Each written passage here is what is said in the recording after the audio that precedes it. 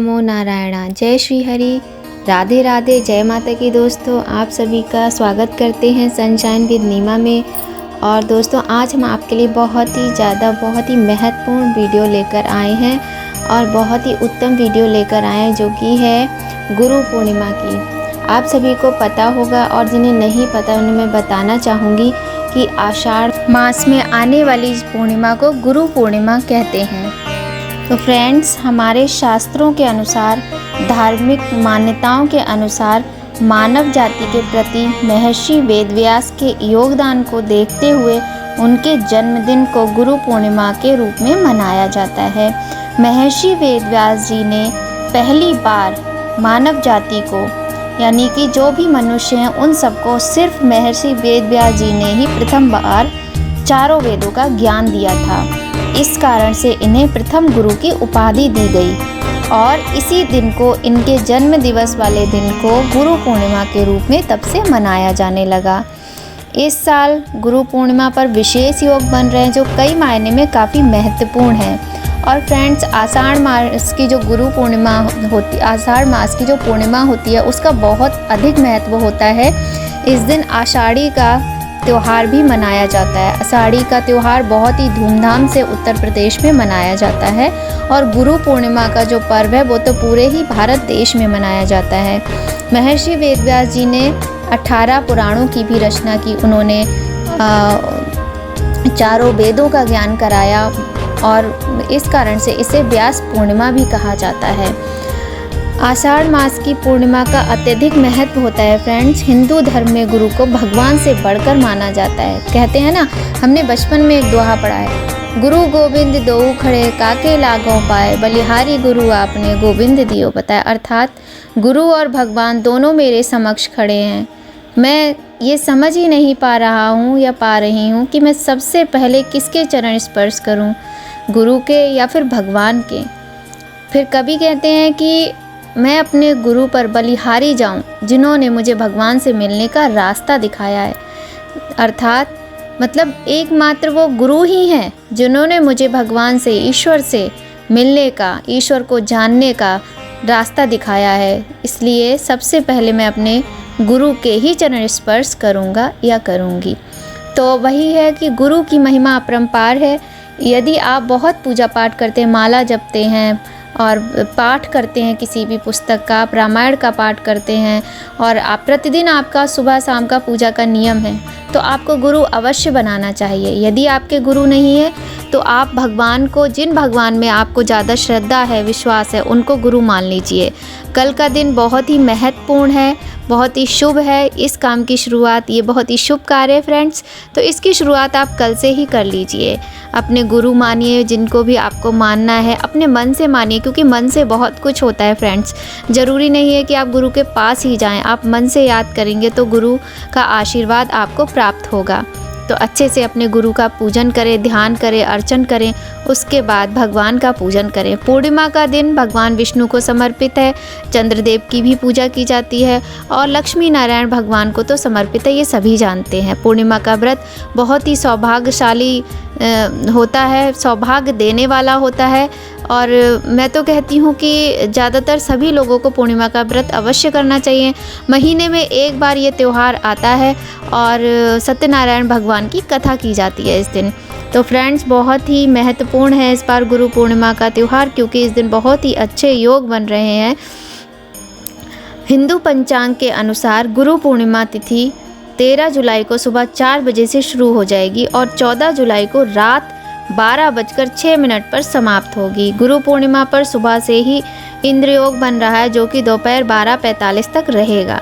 वहीं रात 11:18 तक पूर्व आषाढ़ नक्षत्र रहेगा। इस साल गुरु पूर्णिमा का त्यौहार बहुत ही शुभ योग लेकर आया है और मैं आपको बताना चाहूँगी कि गुरु पूर्णिमा वाले दिन प्रातःकाल उठकर आप सबसे पहले शुद्ध जल में गंगा जल मिलाकर स्नान कीजिए। तत्पश्चात स्वच्छ वस्त्र पहनिए धुले हुए। उसके पश्चात घर की साफ़ सफाई बहुत ही ज़्यादा ज़रूरी है। ऐसा नहीं है कि घर गंदा पड़ा रहे और आप खुद को स्वच्छ कर लें, ये नहीं होना चाहिए। तत्पश्चात मंदिर की सफाई करें, मंदिर की स्वच्छता का ध्यान रखें। यदि आपको पूर्णिमा का व्रत करना है तो एक चौकी लगाएं, चौकी पर प्रथम पूज्य गणेश जी और लक्ष्मी नारायण भगवान को विराजमान करें। लक्ष्मी नारायण का फ़ोटो नहीं है तो आप लड्डू गोपाल को कर सकते हैं, और शालिग्राम जी तो बहुत ही आवश्यक हैं। कलश रखें, अखंड दीप प्रज्वलित करें। अखंड दीप नहीं कर सकते तो कोई बात नहीं, आप अपनी श्रद्धा के अनुसार दिया प्रज्वलित कर लें। धूप लगाएं, पुष्प हैं तो चढ़ाएं। कहने का तात्पर्य ये है कि जो भी सामग्री आपके पास उपलब्ध है उसका प्रयोग पूजा में करें। यदि नहीं है तो मन में वहम ना पालें। आपकी श्रद्धा सच्ची होनी चाहिए, आपकी भक्ति सच्ची होनी चाहिए, तो भगवान हमेशा अपने भक्तों के सहाय होते हैं। भगवान कभी अपने भक्तों को दुख नहीं देते, सदैव उनके कष्टों का निवारण ही करते हैं। फ्रेंड्स, शास्त्रों के अनुसार जो पूर्णिमा होती है, पूर्णिमा का जो व्रत होता है वो विशेष फलदायी होता है, सौभाग्यप्रद होता है, सौभाग्य देने वाला होता है। इसलिए हर किसी को इस व्रत को करना ही चाहिए। आप हर पूर्णिमा नहीं कर सकते हो तो जो कुछ विशेष पूर्णिमाएं हैं उनमें आप इस व्रत को कर सकते हो। और दोस्तों, जो हमारी माँ होती हैं वो हमारी प्रथम गुरु होती हैं, तो प्रातःकाल उठकर सबसे पहले अपनी माँ का आशीर्वाद लें, उनको धन्यवाद बोलें कि उन्होंने आपको जन्म दिया है, संस्कार दिए हैं, प्रथम शिक्षा दी है, और कोई भी ऐसा कार्य ना करें जो माँ का दिल दुखे, है ना फ्रेंड्स। तो ये कुछ बातें हैं जो आप ध्यान रखेंगे तो जीवन बहुत ही सुंदर बन जाता है।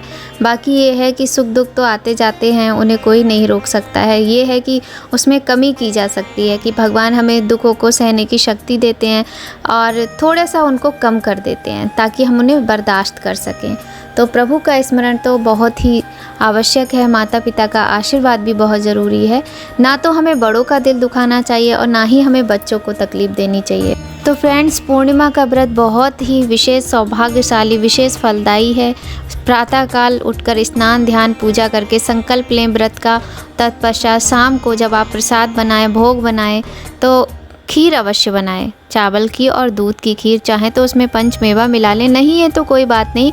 और इस खीर को चंद्रदेव के प्रकाश में अवश्य रखें। चंद्रदेव को अर्घ दें। चंद्रदेव को अर्घ देने के लिए एक लोटे में शुद्ध जल, गंगा जल, थोड़ा सा कच्चा दूध और थोड़ा मीठा मिलाकर उन्हें अर्घ दें, आरती करें, उनसे प्रार्थना करें, है ना, पूजा करें, और जो भी आपकी कामना हो वो करें। क्योंकि यदि कुंडली में चंद्रमा की स्थिति कमज़ोर है तो आपको पूर्णिमा पर इस प्रयोग को अवश्य करना चाहिए। आप करके देखिए, तभी तो आपको पता चलेगा कि इससे क्या फ़ायदा हो रहा है, क्या नहीं हो रहा है ना। और पूर्णिमा का जो व्रत होता है, सत्यनारायण भगवान की कथा होती है। इस दिन प्रसाद का भोग लगता है और प्रसाद तो बहुत ही स्वादिष्ट होता है। आपको मैं बताऊँ, मुझे बहुत अच्छा लगता है। तो जो पूर्णिमा का व्रत होता है ना, वो घर की सुख शांति के लिए होता है। सत्यनारायण भगवान की कथा, हम कहते नहीं है कि घर की सुख शांति के लिए पूजा करानी है, तो सत्यनारायण भगवान की कथा का आयोजन ही कराते हैं, है ना। तो भगवान का ये जो पूर्णिमा का व्रत होता है विशेष फलदायी होता है। खीर का जो उपाय है ये अवश्य करें। पीपल को जल दें। शाम के समय देशी घी का चौमुखी दिया जलाकर पीपल के पास रखें और अपनी मनोकामना कहें, अवश्य पूर्ण होगी। और हाँ, चावल की ढेरी बना लें, उसके ऊपर दिए को रखें। अगर दिया आटे का बनाएंगे तो बहुत ही उत्तम है, नहीं बना सकते हैं तो मिट्टी के दिए का भी इस्तेमाल कर सकते हैं। तुलसी माता के पास दीपदान अवश्य करें, बहुत ही ज़्यादा विशेष फलदायी ये प्रयोग होता है। फ्रेंड्स, आप इन उपायों को करके देखें, आप अपने जीवन में चमत्कार होते देखेंगे। आप देखेंगे कि किस तरह से जीवन बदल जाता है। एक बार आप इन उपायों में से किसी एक उपाय को करके देखें और महसूस करेंगे कि आपको फ़ायदा अवश्य होगा, लाभ अवश्य प्राप्त होगा। तो फ्रेंड्स, यदि आपको मेरी वीडियो पसंद आए तो प्लीज़ मेरे चैनल को ज़्यादा से ज़्यादा सपोर्ट करें, वीडियो को लाइक और शेयर करें। अगर आपको किसी भी तरह की कोई भी जानकारी चाहिए हो, कोई भी क्वेरी हो तो कमेंट बॉक्स में अवश्य बताएं। मिलेंगे आपसे नेक्स्ट बहुत ही इंटरेस्टिंग और बहुत ही शिक्षाप्रद जानकारी के साथ एक नए वीडियो में। फ्रेंड्स, आप सभी को गुरु पूर्णिमा की ढेर सारी शुभकामनाएं। राधे राधे, जय माता की। आप सभी के गुरुओं को, माताओं को मेरा बहुत बहुत प्रणाम, मेरा नमन। राधे राधे, जय माता की दोस्तों।